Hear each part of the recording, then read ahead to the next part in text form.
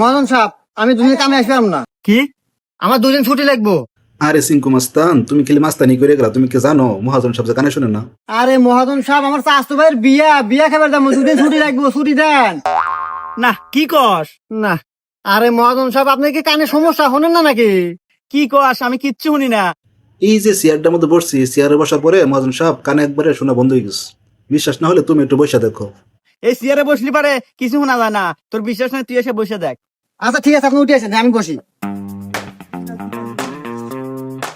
হ্যাঁ বসি, এখন কন।